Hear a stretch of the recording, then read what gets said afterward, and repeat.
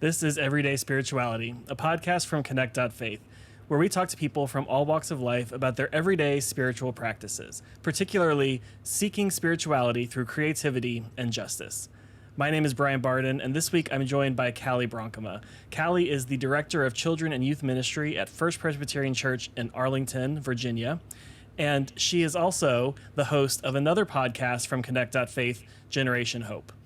Welcome, Cali. Thanks for having me. So Generation Hope, at least in its first season, you talked to different young people who were just starting out their professional careers when the pandemic hit. And we had a lot of great interviews. You interviewed people in healthcare and in education and in the service field. And I wanted to interview you because in a lot of ways, you started your professional career right before the pandemic hit. Do you want to tell us a little bit about what brought you to First Presbyterian Church of Arlington? Sure. So I had graduated college spring 2019, and then I had a summer job at Camp Johnsonburg working as assistant program director. And in my free time, I was furiously filling out applications and sending cover letters. And I was looking for social work jobs and doing case management because I knew I wanted to work with people, particularly children and youth. And I think I had reached application number 40, and it was the only response I had gotten was, "You're applicant number 630. Thank you."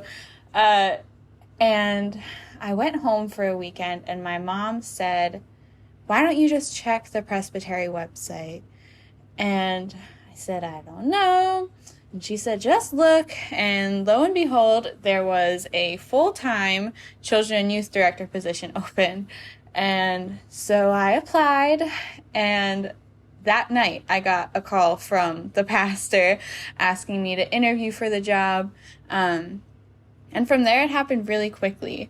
I knew that I went to college at American University, which is in DC, and I knew I wanted to stay in that area because I love it. I love this area. But I also felt like the area had given me a lot through my college years. So many internships and opportunities, and I wanted to kind of give a little something back before I just up and left and took all these skills that I'd gotten because I went to school here and gave them somewhere else. I wanted to give a little bit back first. And I know that the transition from camp to church happened really quickly. I also had a very similar path moving from a camp job into a church job. What was that transition like for you? Crazy. So I finished camp on a Friday, took the train up that Saturday for my in-person interview on Sunday, and then was unofficially, pending session approval, offered the job that Monday. So at that point, they said, "We really want you here by Labor Day," and that was 2 weeks away. So logistically, it was already crazy. But jumping in right at the beginning of the program year, it was just kind of full speed ahead.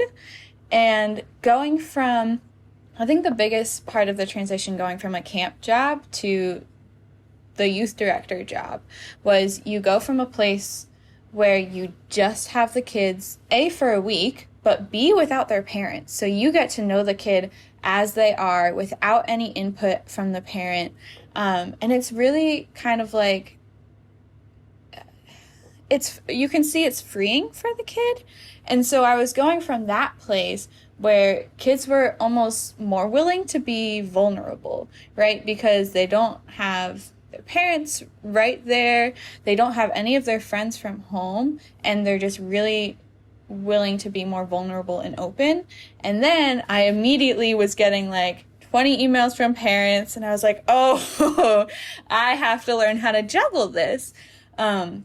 And that was something that I had never really had to do before, was figure out how to juggle maybe knowing what the kid needed, but then also knowing that I had to handle the parents' expectations at the same time. So that was interesting, for sure. And I think that's something a lot of people, when they're new in their career, they're seen as maybe as young, but also maybe as not knowing what needs to happen. And I've known you for a long time, and I don't know that you've ever been immature. You may have been young.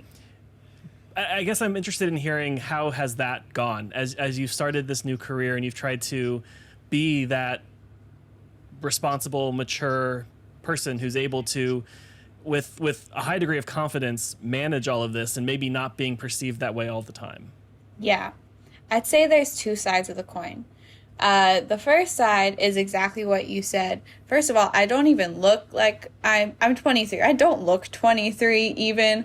I went to Barnes and Nobles the other day and they said I had to wait till I was 18 to get my membership card. So that doesn't help there. But when I went in for my interview, one of the pieces of it was that I had to essentially lead a youth group. I had an hour. They wanted it to be about Easter, I think. So I did my thing. The kids seemed pretty receptive. And then I asked if they had any questions just about me. And the first thing the kids said was, "How old even are you?" So I feel like in some ways that helped me, though, because as you know, the pandemic year has gone on, I know what TikTok is. I know what Among Us was. Like, I was able to really relate to them because I have brothers who are their age. That helps. And, you know, it wasn't really that long ago that I was in their shoes. So I remember especially I had to plan and teach confirmation class. And the fact that I went through confirmation class, I don't know, 8 years ago, which sounds a lot when I say it out loud, but I remember it really well. And I remember thinking, oh, I wish we could do this, or, oh, I really liked this part of it. So when I was crafting this class, those memories were really right there in my mind. And I was able to draw upon those experiences really quickly. The downside of it is definitely I had to work harder for respect in some areas. Other areas, people were really ready and willing to just immediately give me that chance. And I really appreciated that. But others, I needed to earn it because I am younger. And this is my first full-time position. There were some things that I just didn't know. Like, as much as I felt like I could really handle this job, I hadn't really been taught how to handle a full-time job and everything that comes with that. So one of the biggest things for me to learn was how to set healthy boundaries within. And it wasn't even, I was pretty good at handling work versus personal life. It was more like when you work at a church, all of the different facets that come into making the programmings come together really easily. And I was really excited about these programs, so I jumped at the chance to like, oh, you want, like, this committee wants to partner with us on this thing? Yes, let's go for it. Let's do it. Not realizing that I had then volunteered to lead that project and the 5 others that I was really excited about.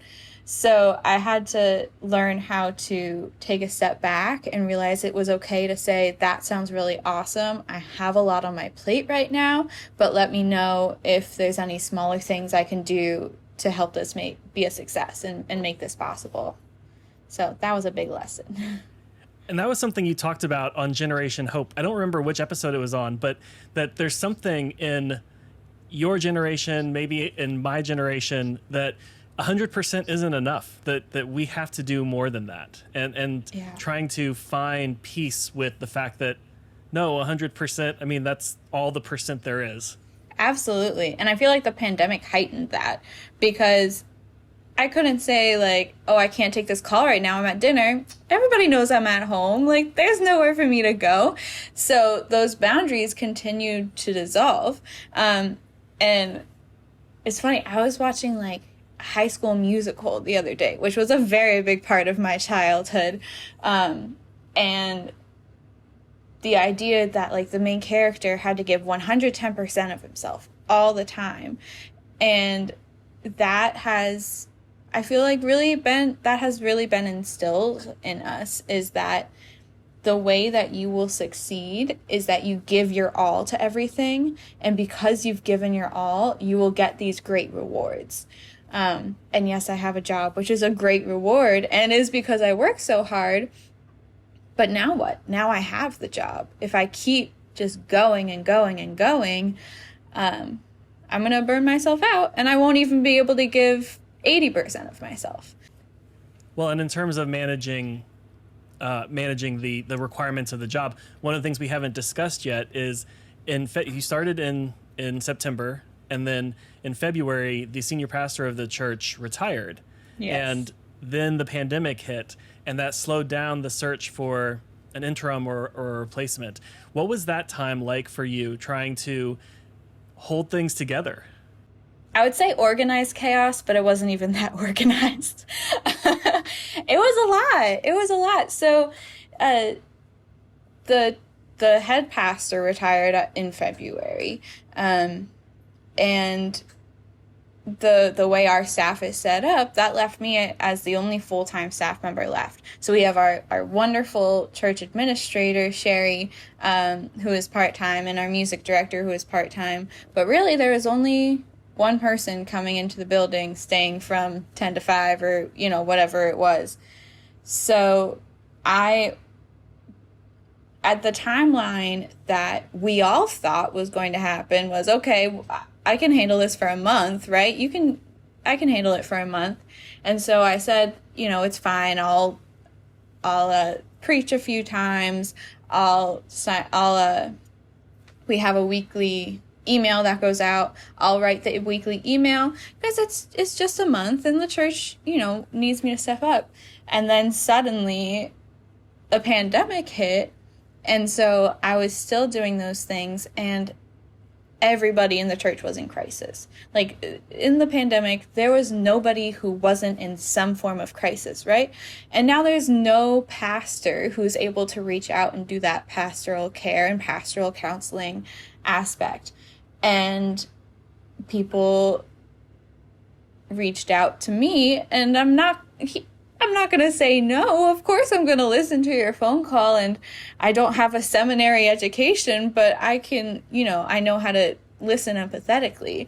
So that became a big aspect of my job, on top of I just signed myself up to preach on Good Friday and Mother's Day, and then I'm also sending the Friday emails, and none of that's actually my job.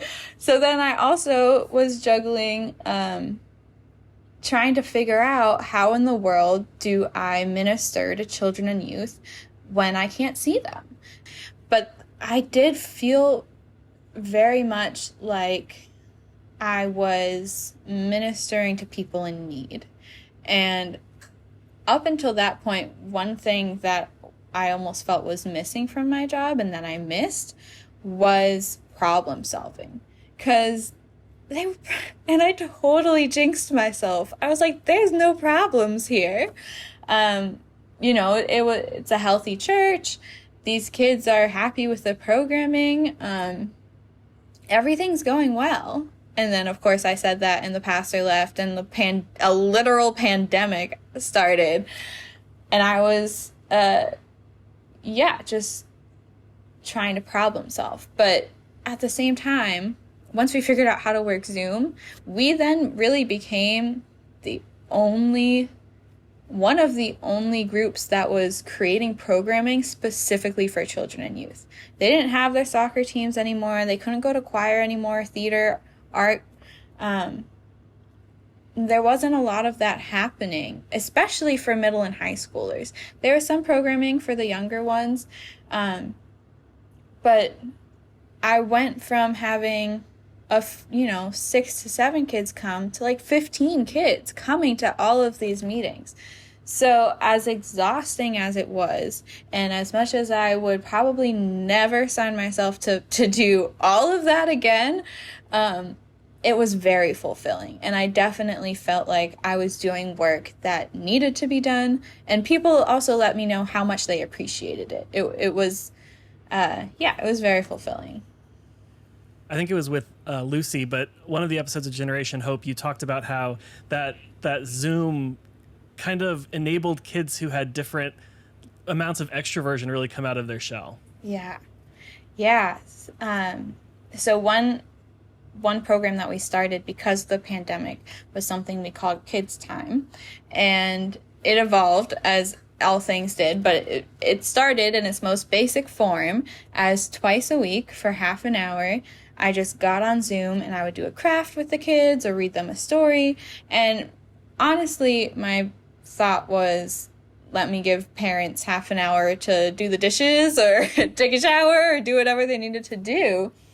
But I specifically remember I had, there were 2 kids who, up until that point, when we were doing things in person, I just hadn't been able to crack. The only way I could get them to talk was if they were talking about their cat, which is awesome. I love to hear about their cat, but I didn't know them. And then they came to every single one, unless they had something with school. They came to every single Kids Time. And it was almost like because they had this barrier of the computer screen, they felt more comfortable. And they knew that their parents weren't down the hall in adult Sunday school. It was almost like I had that little bit of camp life back.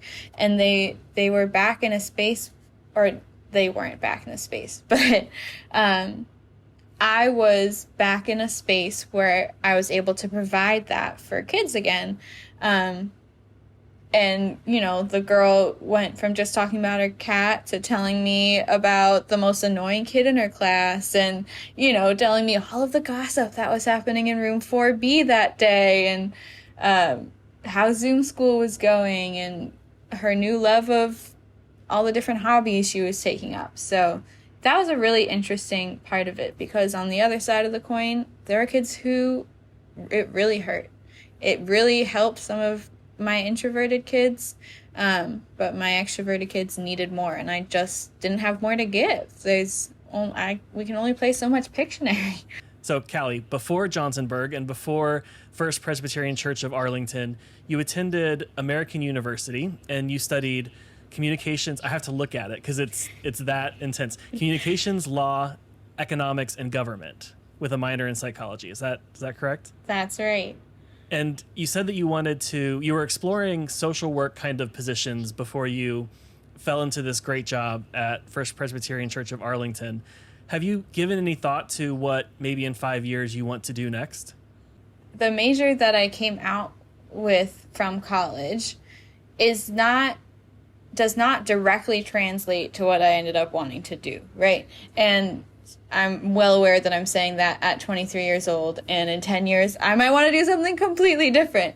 But what it did do is, because I studied, we call it CLEG, the key to that major is being able to look through 4 different lenses, essentially, at one problem and see different ways that you could go about framing it and fixing it, or even just if you move one piece of the puzzle over, the puzzle looks completely new, right? So that was the main takeaway that I got from my major.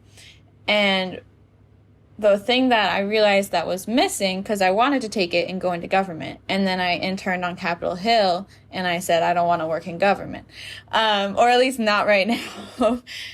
And I just really missed working with people, and I really missed working with kids. And so at the very last minute, I kind of switched over to psychology, and that's why I like to include that minor in there, because it really was like the last 2 years of college. That's what I focused on. So as this job has shown me even more how much I like working with children and youth, but it also showed me that I missed that problem solving piece of it too. So I've been thinking a few different things. I've been thinking about continuing my education and getting a master's in social work, and maybe trying to find a job like in juvenile recidivism, working with kids who are in juvenile detention and helping them have successful lives once they've completed that. Or maybe working within the foster care system, just different places that combine those two things that really interest me. I've also thought about doing a joint degree, I don't know, Masters of Divinity. There's some programs that have, instead of Masters of Divinity, which is, if you don't know, that's what you need to be a pastor, and then you take your ordination exams and all of that fun stuff. But they also, some schools have something, they all call it something different, but essentially what it boils down to is just how to do spiritual counseling. So that would kind of allow me to continue to do social work, but maybe work at a faith-based organization doing that social work. So I don't know, there's a lot in the air, but that's what I'm pondering. And I also miss and love camp very much. So my pipe dream is running a camp someday or starting a camp or something, but that's not 5 years away. That's like 25 years away. So one of the things I loved about this past season of Generation Hope was that there were two questions you asked everyone that you interviewed, and I wanted to flip the script and ask them of you. So the first was that the idea behind this season was that you were going to look for signs of hope in the lives of these young adults who were just starting out their professional career. And I wonder, from your perspective, I see so much hope. What is it that is giving you hope? So last summer when George Floyd was murdered, the high schoolers and middle schoolers at the church came to me and said, I feel like I'm not doing enough. I feel like church is a place that maybe we can be doing some more stuff. So they wrote a letter to our session, which session is kind of like the board of directors at a company. They wrote a letter and asked to put up a Black Lives Matter sign on our church property and a God Loves Love imprinted on a pride flag. And it worked. We have the signs up. They've been vandalized a few times, but that was really awesome for them to be bold and write that whole letter and really say to the adults, you know, we feel very strongly about this and we really think that we should have a voice on this. And then kind of from building from that momentum, we created what we call the Youth Mission Committee. And it's such a great program that I'm really thankful that the church has been able to let us come up with, where the youth select a topic that they want to focus on. So we're doing healthcare. We've done healthcare, we've done LGBT rights, and now we're about to do homelessness. And they select the topics on their own, and then I have an intern, which makes me feel very professional. We call local organizations that work for that topic in. They speak to the youth, and then based on what the youth hear, they come up with an action step to help them. So we did, there's a free clinic for people who are uninsured, and they, 7th and 8th graders don't really know how health insurance work. I barely know how health insurance works. So it was really valuable for them to be able to hear how flawed this system was. And then the free clinic said our clients, that's the word, our clients could really benefit from free hand sanitizer and just some snacks. And when they leave, we can give them a goodie bag with some extra masks and hand sanitizer and snacks. And so the youth asked the church to donate all of this stuff, and I think we made over 150 bags for clients. So that's just one example, but that really gives me a lot of hope. So what do you hope for? What do I hope for? I hope for so many things. I feel like at the most basic level, just more empathy. And I feel like that is what could drive our society if we opened ourselves up to it. If we could just remember that the commandment that Jesus gave us, the only one that he gave us, was to love God and to love our neighbors and to love ourselves. And if we could just remember that those three things need to come first, I feel like we could do some real good. I love that. I really do. And it's just there's as a person, I can on different days struggle with each of those three things their own way. But and so often it's only seen as two things, right? And we forget the love ourselves portion. But there's a reason Jesus didn't just say, love your neighbor. He said, love your neighbor as ourselves. And how many times do we give compliments to other people? And then we look in the mirror and say, oh, you look ugly. Or, just mean things to ourselves that we would never say to another person. So I always like to say 3 things Jesus told us to do. So part of why I wanted to talk to you today is I want to talk about Generation Hope. Yeah. The last season that we wrapped up was, again, exploring the lives of young adults who were just starting out their professional careers when the pandemic hit. And one of the things that I loved about it was that the podcast had an identity, and it was amazing to be part of producing, but also just listening to this podcast that was so much itself. And I wondered if you gave any thought to what the podcast was going to be before you started.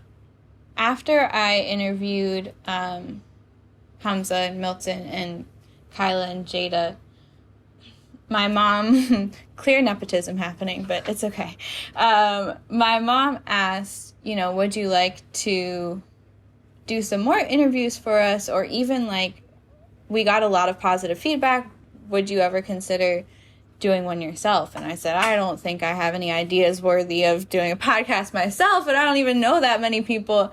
But then I sat down and started thinking about it, and these voices were in my head from some of the, I guess I'll call them stereotypes about my generation that were just really heightened because of the pandemic. So, for example, yes, there are absolutely people my age who, during the pandemic, went to the beach when they should not have gone to the beach and went to the restaurants when they probably shouldn't have done that. But look at all of these people who were working their tails off. And I just got, at places that I volunteered, at work, people would tell me oh, you're so young, and you're part of this generation that we see on the news making all these terrible choices. And I just kept thinking, this is not, this is none of my peers. These are not the people that I know. And nobody knows that. And that really bothered me. Or even if they weren't doing these amazing things like going to nursing school in the middle of the pandemic or going to AmeriCorps, sometimes, how old are the waiters and waitresses at your restaurant, right? People my age, and I use generation, I'm right in the middle of 2 generations, so I don't really think of a singular generation, but just my peers, everywhere I looked, were working really hard, and yet I was being told all the time that I was an anomaly. So I wanted to I guess maybe it would have been better for my career if I had let people believe I was an anomaly, but it's too late now.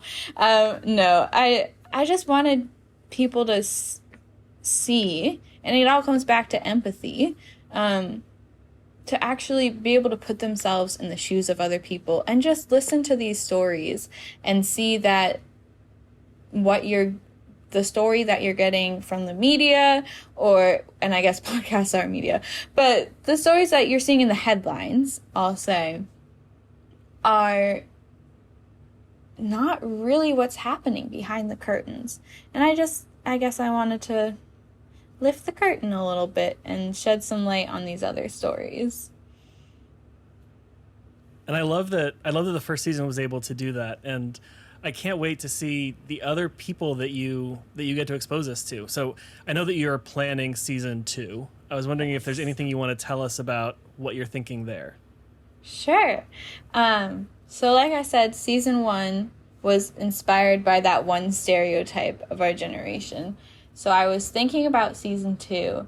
I thought, well, I could keep just going on this path. And that was a definite possibility. Then I thought, what are some other things that the world needs to hear. And if we're going back to this idea of the more stories that we're able to share, the better, I try to think of whose stories are not shared, like whose stories are underrepresented, and how can I shed some light on those stories. So this season, we're thinking about the topic of identity and intersectionality. And so I'm interviewing people who have come from a plethora of different communities with the hope that if anybody out here is listening and thinking, you know, I don't know anybody from this community, or I have questions about this community, but I don't want to offend anyone. I don't want to have to start those conversations. I'm nervous. I'm afraid. I hope that this season can almost serve as that first conversation that they were too afraid to have.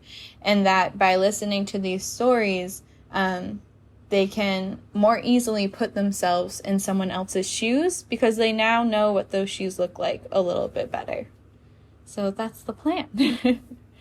And I know that we've been talking about it, and we have some pretty exciting and ambitious things lined up, and I can't wait to see it become a reality. Yeah, me too. I'm excited. Cali, thank you so much for joining me today. If people want to find out more about what you're doing, where would they look?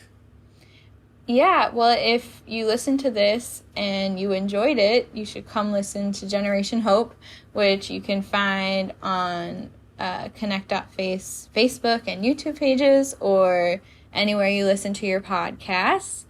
And if you're in the DC area or near Arlington, Virginia, and are looking for a place to worship, you can look up fpcarlington.org or find us on Facebook. This has been Everyday Spirituality, a podcast from Connect.Faith. If you want to follow us, you can find us on our website, Connect.Faith, or wherever you get your podcasts or social media. I'm Bryan, and I'm so thankful to have been joined by Cali Bronkema today. We'll see you next time.